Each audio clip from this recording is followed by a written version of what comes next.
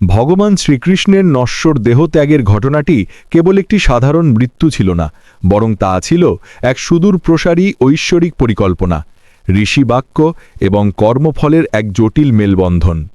মহাভারত ও অন্যান্য পুরাণগুলিতে এই ঘটনাকে অত্যন্ত বিশদভাবে বর্ণনা করা হয়েছে, যেখানে দেখা যায় এটি কোনো একক অভিশাপের ফল ছিল না, বরং একাধিক ঘটনার সমন্বয়, যা কৃষ্ণের মর্তলীলার সমাপ্তি ঘটায়। ১. ঋষি দুর্বাসার ভবিষ্যদ্বাণী, পরোক্ষ অভিশাপ। শ্রীকৃষ্ণের মৃত্যুর পেছনে সবচেয়ে গুরুত্বপূর্ণ কারণগুলির মধ্যে একটি ছিল ঋষি দুর্বাসার ভবিষ্যদ্বাণী, যাকে অনেকে পরোক্ষ অভিশাপ হিসেবে গণ্য করেন। গল্পটি কিছুটা দীর্ঘ এবং এর মধ্যে অনেক নিহিত অর্থ রয়েছে। একদা দ্বারকায় ঋষি দুর্বাসা শ্রীকৃষ্ণের আতিথ্য গ্রহণ করেন। দুর্বাসা তার উগ্র মেজাজ এবং অদ্ভুত পরীক্ষার জন্য পরিচিত ছিলেন। তিনি কৃষ্ণ ও রুক্মিণীকে তার রথ টানার আদেশ করেন। কৃষ্ণ এবং রুক্মিণী বিনম্রভাবে তা পালন করেন। রথ টানতে টানতে ঋষি একসময় ক্লান্ত হয়ে পড়েন এবং একটি বিশেষ স্থানে বিশ্রাম নিতে চান। এরপর তিনি কৃষ্ণকে আদেশ করেন যে তিনি যেন নিজের শরীরকে শীতল করার জন্য তার সমগ্র দেহে পায়েস মেখে দেন। কৃষ্ণ বিনা বাক্যে আদেশ পালন করেন এবং অত্যন্ত ভক্তি সহকারে দুর্বাসার সর্বাঙ্গে পায়েস মাখাতে থাকেন। কিন্তু যখন তিনি ঋষির পায়ের তলায় পায়েস মাখাতে যান, তখন ঋষি তার পা গুটিয়ে নেন, অথবা কৃষ্ণ কোনো কারণে সেই অংশে পায়েস মাখাতে ভুলে যান। পায়েস মাখানো শেষ হলে ঋষি দুর্বাসা প্রসন্ন হয়ে কৃষ্ণকে আশীর্বাদ করেন যে যে যে অংশে পায়েস মাখানো হয়েছে সেই অংশগুলি বজ্রের ন্যায় শক্তিশালী হবে এবং কোনো প্রকার অস্ত্র দ্বারা আঘাত করা যাবে না। কিন্তু তিনি একটি সতর্কবাণী উচ্চারণ করেন, যেহেতু তুমি আমার পায়ের তলায় পায়েস মাখাতে পারোনি বা ভুলে গেছ, সেই অংশটি দুর্বল থাকবে এবং কালক্রমে সেটিই তোমার মৃত্যুর কারণ হবে। এটিই ছিল সেই মূল অভিশাপ বা ভবিষ্যদ্বাণী, যা কৃষ্ণের জীবনের শেষ মুহূর্তে কার্যকর হয়েছিল। ২. যদুবংশের বিনাশ ও ঋষিদের অভিশাপ। কৃষ্ণের নশ্বর দেহত্যাগের পেছনে আরও একটি গুরুত্বপূর্ণ কারণ ছিল যদুবংশের আত্মবিনাশ। এই ঘটনাটি ঋষি দুর্বাসার ভবিষ্যদ্বাণীর মতো সরাসরি কৃষ্ণর ওপর প্রযুক্ত না হলেও এর ফলে সৃষ্ট মানসিক আঘাত এবং জগতের ভারসাম্য রক্ষার জন্যই কৃষ্ণের মর্তলীলার সমাপ্তি ঘটে। মহাভারতের যুদ্ধ শেষ হবার ৩৬ বছর পর দ্বারকায় যদুবংশের মধ্যে নৈতিক অবক্ষয় দেখা দিতে শুরু করে। তারা অত্যন্ত অহংকারী এবং মদমত্ত হয়ে উঠেছিল। একদিন কিছু যদুবংশীয় যুবক মদ্যপ্য অবস্থায় ঋষি বিশ্বামিত্র, কৌন্ব এবং নারদকে উপহাস করার জন্য এক গর্ভবতী নারীর বেশে শাম্বকে অর্থাৎ কৃষ্ণের পুত্রকে সাজিয়ে তাদের কাছে আসে এবং জিজ্ঞাসা করে যে এই নারীর কি সন্তান হবে।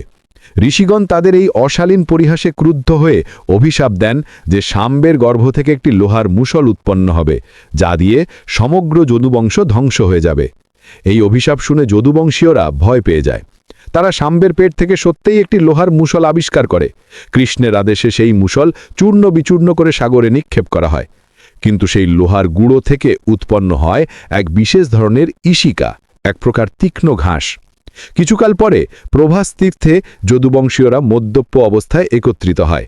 সেখানে সামান্য একটি বিবাদকে কেন্দ্র করে তারা পরস্পরের সাথে সেই ইশিকা ঘাস দিয়ে যুদ্ধ শুরু করে। কৃষ্ণ বারংবার তাদের থামানোর চেষ্টা করলেও তাদের মদমত্ততা এত তীব্র ছিল যে তারা কৃষ্ণের কথা শোনেনি। দেখতে দেখতে সমগ্র যদুবংশ নিজেদের মধ্যে যুদ্ধ করে ধ্বংস হয়ে যায়। বলরামও এরপর তার নশ্বর দেহ ত্যাগ করে সমুদ্রপথে যোগ নিদ্রায় শায়িত হন। ৩. জরাব্যাধের তীর এবং মর্তলীলার সমাপ্তি। যদুবংশের এই ভয়াবহ বিনাশ দেখে কৃষ্ণ অত্যন্ত ব্যথিত নিবিমর্ষ হয়ে পড়েন। তিনি বুঝতে পারেন যে পৃথিবীতে তার অবতারত্বের উদ্দেশ্য পূর্ণ হয়েছে এবং এখন তার প্রত্যাবর্তন করার সময় এসেছে। তিনি একটি নির্জন বনে গমন করেন এবং একটি অশ্বত্থ গাছের নিচে ধ্যানস্থ হন। সেই সময় জরা নামে এক ব্যাধ হরিণ শিকারের উদ্দেশ্যে বনে প্রবেশ করে। দূর থেকে জরা কৃষ্ণের অর্ধনিমিলিত চোখ এবং এক পায়ের ওপর রাখা অন্য পায়ের পাতা দেখে হরিণের চোখ বলে ভুল করে। ব্যাধ নির্ভুল নিশানায় একটি বিষাক্ত তীর নিক্ষেপ করে, যা সরাসরি কৃষ্ণের পায়ের পাতায় বিদ্ধ হয়। এটি ছিল ঋষি দুর্বাসার সেই ভবিষ্যদ্বাণী, যা কৃষ্ণের দেহের একমাত্র দুর্বল স্থান ছিল। তীর নিক্ষেপ করার পর জরাব্যাধ যখন বুঝতে পারে যে সে স্বয়ং ভগবান কৃষ্ণকে আঘাত করেছে, তখন সে চরম অনুতাপ এবং ভয়ে কাঁপতে থাকে। সে কৃষ্ণের কাছে ছুটে এসে ক্ষমা প্রার্থনা করে এবং তার পায়ে লুটিয়ে পড়ে। কৃষ্ণ পরম শান্তভাবে জরাকে সান্ত্বনা দেন। তিনি বলেন যে জরা আসলে পূর্বজন্মে বালি ছিল এবং রাম অবতারে শ্রীরামচন্দ্র লুকিয়ে তাকে বধ করেছিলেন। সেই কর্মফলেরই ফলস্বরূপ জরা এই জন্মে এই কাজ করেছে এবং এটি পূর্ব নির্ধারিত ছিল। কৃষ্ণ জরাকে নির্বাণ প্রাপ্তির আশীর্বাদ প্রদান করেন। এরপর কৃষ্ণ মহাযোগের মাধ্যমে তার নশ্বর দেহ ত্যাগ করেন এবং নিজ ধাম বৈকুণ্ঠে ফিরে যান। তার আত্মা এক জ্যোতির্ময় রূপে তার দেহ থেকে নিষ্ক্রান্ত হয়ে পরমাত্মায় বিলীন হয়ে যায়। উপসংহার: ভগবান শ্রীকৃষ্ণের মৃত্যু কোনো একক অভিশাপ বা কোনো সাধারণ ঘটনার ফল ছিল না। এটি ছিল এক বিশাল ঐশ্বরিক লীলার সমাপ্তি, যেখানে ঋষি দুর্বাসার ভবিষ্যৎবাণী, যদুবংশের ঋষি বাক্য দ্বারা অভিশাপ এবং জরা ব্যাধের মাধ্যমে সেই ভবিষ্যৎবাণীর ফলপ্রসূ হওয়া, এই সব কিছুর একটি সমন্বিত রূপ।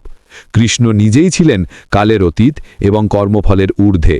তার এই দেহত্যাগ ছিল তার মর্তলীলার একটি সুপরিকল্পিত পরিণতি, যা জগতের ধর্মস্থাপন ও কলিযুগের আগমনকে নির্দেশ করে।